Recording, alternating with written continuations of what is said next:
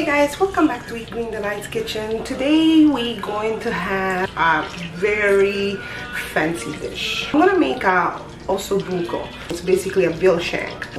It's absolutely amazing. It's the meat will basically melt in your mouth. Let's get to work right away, and I'll show you what we need. Two osso bucco for me and my husband is just fine enough, just two. And then I got some flour. I have some spices, of course, salt and paprika, small paprika, some black pepper, rosemary, thyme. I prefer to use dry bay leaf, garlic clove, celery, carrots, and onions. Red wine that it goes with that. Now I'm gonna combine all those things together.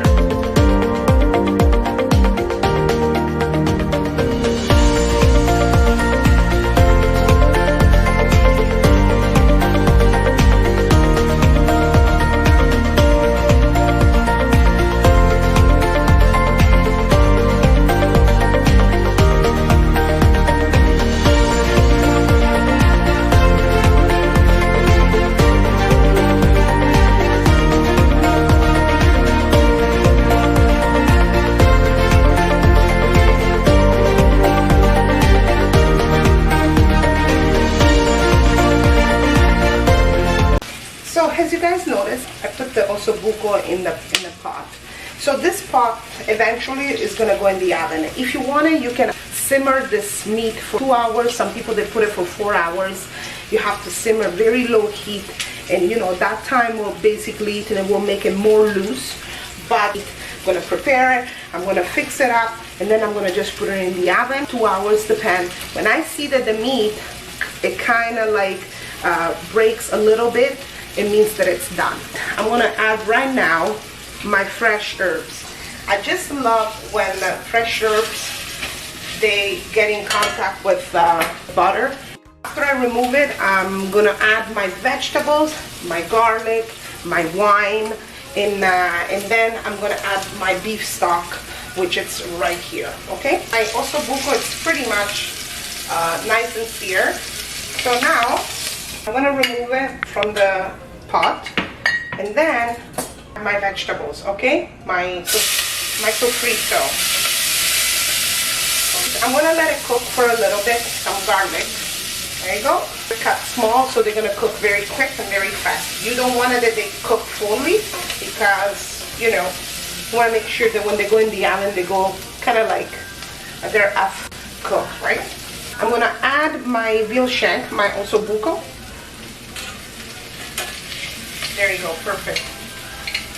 And then, so some people, they might add wine before they add the veal shank. Prefer to put the meat in and then add the wine, so that the meat soaks all that wine, and it's gonna be amazing. I'm gonna add, of course, my wine now. You can add like half a cup, 1 cup. It's up to you how strong you want it to feel that wine. Oh my gosh, it's so good. I'm gonna add my beef stock in there. So you don't have to add it all, okay? But you want to make sure that at least covers the meat, okay? And this actually was just enough to cover the whole meat, okay? So now that it's all done like that, I keep everything in there. So I'm not gonna remove my fresh herbs. I'm not gonna do anything like that. I'm gonna cover this with aluminum foil, and then I'll put it straight in the oven. 2 hours. After 2 hours, I go back, I'm gonna check it out. If my meat is nice and tender, it means that it's ready. You don't want it to fall out completely from the bone. It's not the way that it should be done. So I'll see you in a bit, guys, and I'll show you the finished product, okay?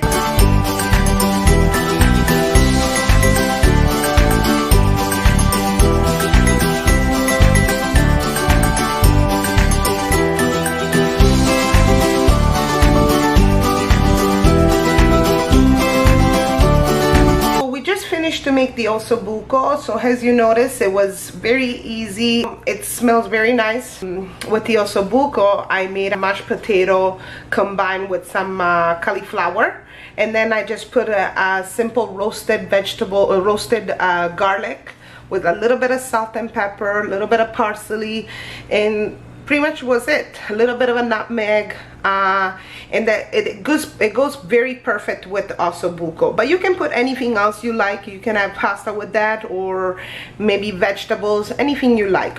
So don't forget to subscribe, and of course share this video with friends and family, and make the dish. Then just leave a comment, okay, and drop a like. And I definitely we're gonna see each other next week, and we're gonna learn something new. Stay safe, okay?